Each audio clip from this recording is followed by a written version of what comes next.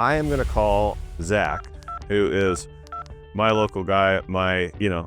He's probably getting sick of hearing from me, but Zach, you here?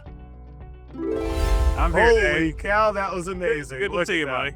I did see on your invoice too that you have some Homega panels coming. Oh, yeah. Right. So we're going to insulate the So ceiling. I've never used those, so I'm curious, but the way that it was, you told me, it takes this ICF and to an extent brings it all the way across my wood ceiling. Fully encapsulating it, right?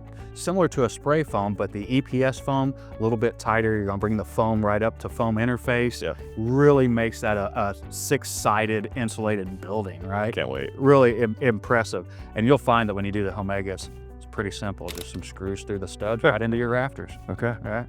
Yeah, I'm looking forward to it. So then really, I do have, because a lot of heat and air loss is through these windows or through that ceiling. That's right. So any way that we can avoid that and keep the whole envelope more contained, Yes. I think it's better for, again, it's better for allergies. It's better for the sealed up home. It's better for my utility bills.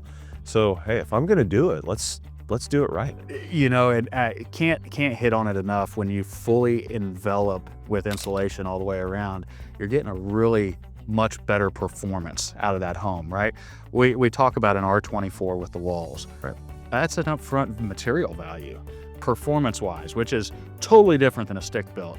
You're looking at performances in the upper 40s, lower 50s in most parts of the country, right? Think about how that's impactful on that back pocket. Oh, yeah. Right? It's huge.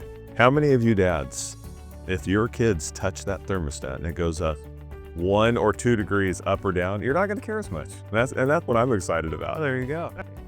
If you have any questions about the efficiency of Nudura forms, go visit Nudura.com or contact a local rep in your area.